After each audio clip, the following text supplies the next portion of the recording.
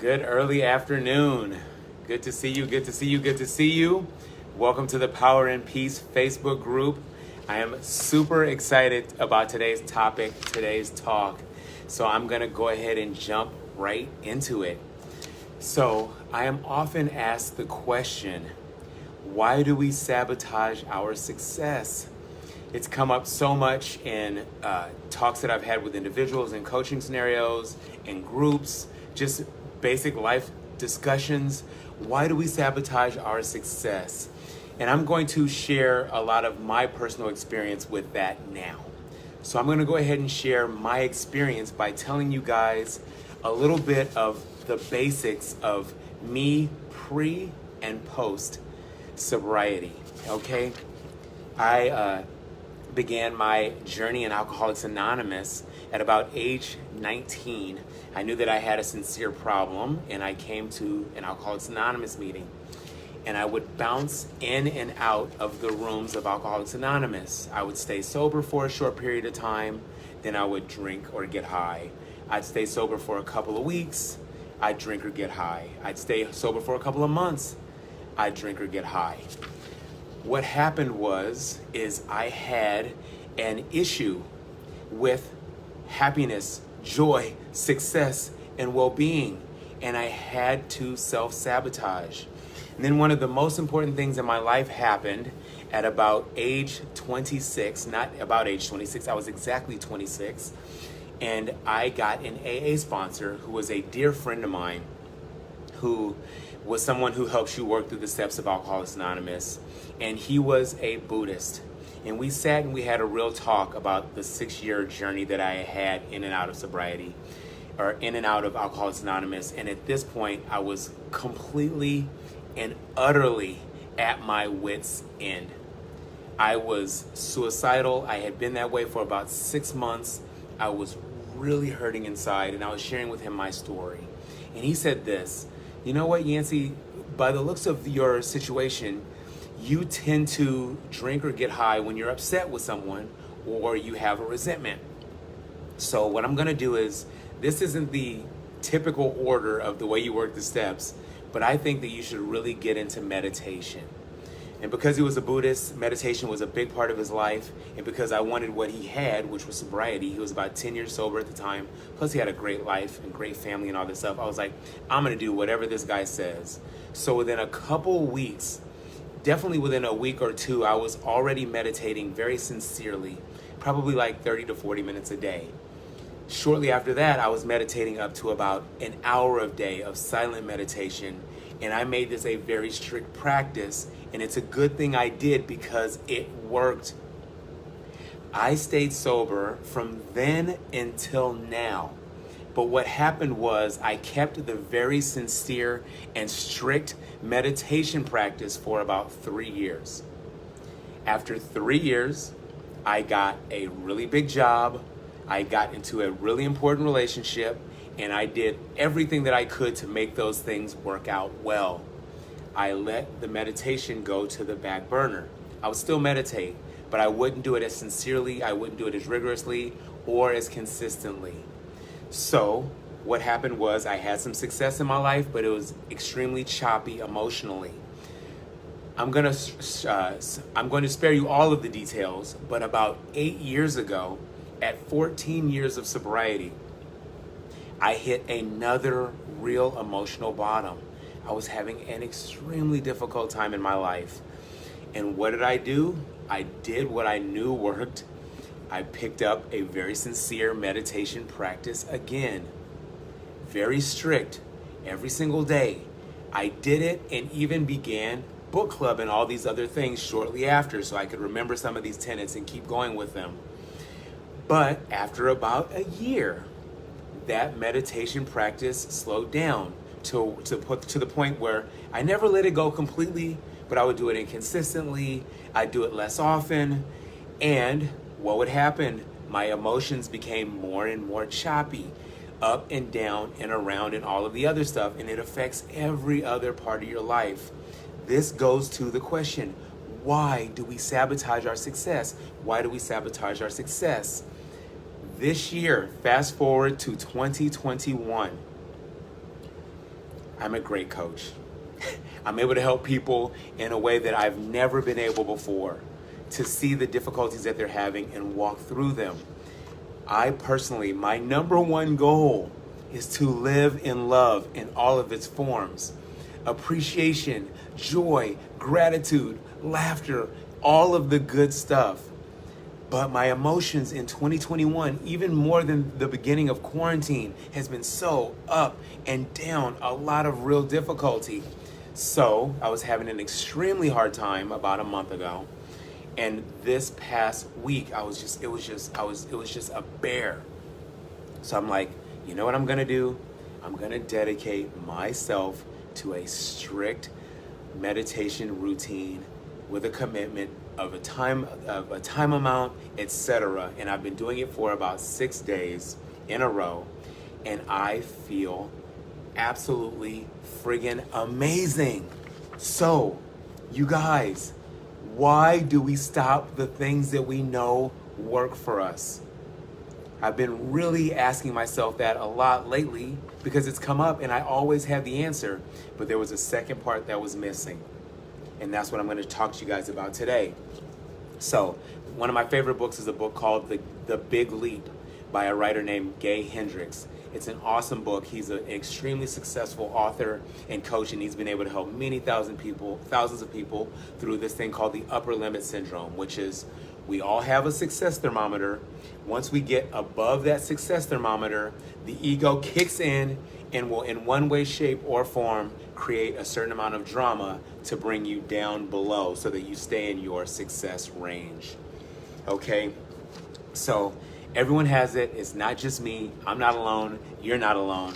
The most successful people in the world have a success thermometer that they have to be in that way or within that threshold. And the most unsuccessful people in the world have a success thermometer. They have to stay within that threshold. Okay? So, why? There's a number of reasons, but a couple of them that really pertain to me and a lot of people that I know. Specifically, a lot of people in the recovery community as well. The first one is a feeling of being fundamentally flawed. It's not a conscious thing. Something inside feels that I am not worthy of a certain amount of success that's more than I'm used to. I'm not worthy of this. Let ego kick in totally subconsciously and blow things up to the point that I'm back in my success threshold range. Okay, that's the first way. The second way is called the crime of outshining. If I outshine people to a certain extent, what will happen is I will be ostracized in a sense. I will be separated from the herd. If I outshine people so much, I will be ostracized. This is not conscious. It's from our reptilian brain. It's from hundreds and even thousands of years ago, where quite frankly, if you are separated from the herd, you would die. And the ego still thinks that way. If I outshine, if I'm separate from the herd, I'm going to die. So the ego will create wreak havoc, and create drama in all of these forms that you don't even know why it's happening. It can even be stuff that's outside of you, accidents, illnesses, random arguments with your partner, all of these other things. Your ego is actually trying to save your life. It just doesn't understand that we're in a new time frame where you can get a new tribe. If you're separated from your tribe now, you can just find another tribe of high flyers like you. It doesn't realize now that it doesn't need to protect you that way. So, now that we know what the ego is doing and that it's just simply trying to save your lives, how do you get past it? How do you move past this ego and this self-sabotage or upper limit syndrome, as Gay Hendricks talks about? There's two ways. One I always talk about, and I was always right. Consciousness. Be conscious of the ego. Ever alert. Always looking and seeing your ego. And when your ego jumps up and does its thing, you call it out, either to yourself or out loud. I am consciously aware of my ego right now and what it's doing. I'm conscious of the fact that I am ultra frustrated right now, even if I don't know why. I'm conscious of the fact that it feels like I'm starting an argument with my partner for no reason. I'm conscious. Consciousness is king, and consciousness is also a light. Like Gay Hendricks likes to say, consciousness is a light and darkness cannot exist where light is. So I was right. Consciousness is king. You can walk past so many of your ego's issues by just calling it out, seeing it. Oh, I see what that is. I see what that fear is. We have no reason to be afraid, you guys. That fear, it's just my ego. It's trying to protect me. Actually, thank you, ego. I see what you're doing there. It's just fear. Be conscious of it and call it out. See the ego's tricks and say exactly what they are. Journal about them. Talk to yourself about them. Talk to a friend about them. Consciousness is king. Process that negative emotion. I'm conscious of the fact that I'm jealous, or I'm upset, or I'm angry. Process it just like that. Journal about it. Talk about it. And then choose the frame of mind that you desire to be in. Just change your state. Go on a run. Go on a long walk, take a hot shower, take a cold shower, turn on your favorite tunes, use big affirmations. Change the way that your body is feeling and it will break you out of that state. That was the first part. But you guys know what? There's a more important part. And this is the part where I have always gotten into trouble over this last 20 some odd years of sobriety. And I've hit a certain amount of success and a certain amount of emotional well-being and had a certain amount of difficulty. The reason why is there is a second and even more important part. Yes, consciousness is the light, and light casts out darkness. But what happens if the light goes out? It gets dark again. So the thing about consciousness is you have to keep the light on. You have to keep your lamp burning. You have to consciously be aware of the ego and what it's doing. But there's an even more important way to keep your conscious light lit, to keep your conscious lamp burning. And it comes full circle to how I ended up getting sober 22 years ago. You keep your conscious muscle built. You keep your conscious light lit. You keep your conscious lamp burning automatically through a very sincere and committed meditation practice.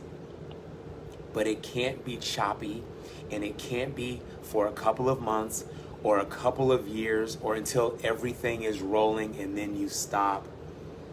It has to be just like exercise and just like eating right. If you stop them, you go right back to where you were.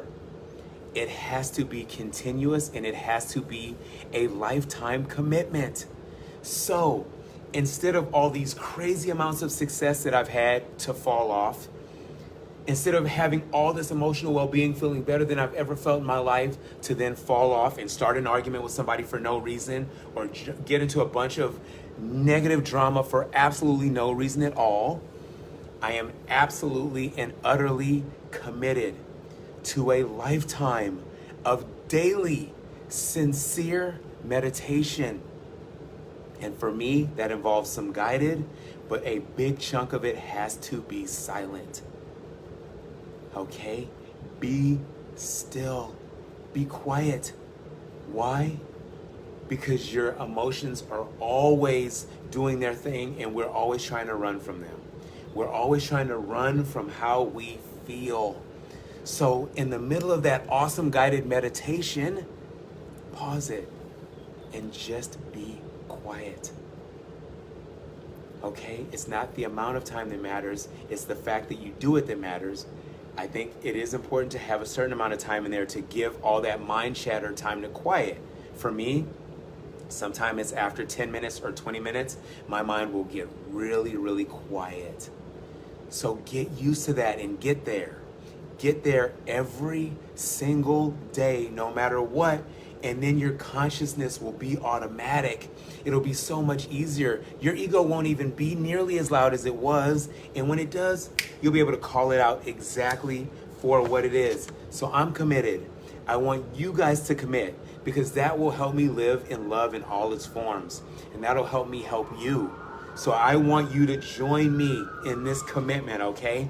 So this talk is about to be up on our Facebook page, and it's going to be up on YouTube. Watch the entire thing. Give me your comments. Let me know what's working for you, and let me know what's not working for you as well, so we can grow together as one. I could not be more appreciative of your time. I could not be more happy to have you on this journey with me. I hope you guys have the best day ever. I'm here to walk with you. Thank you, thank you, thank you so much. Be well.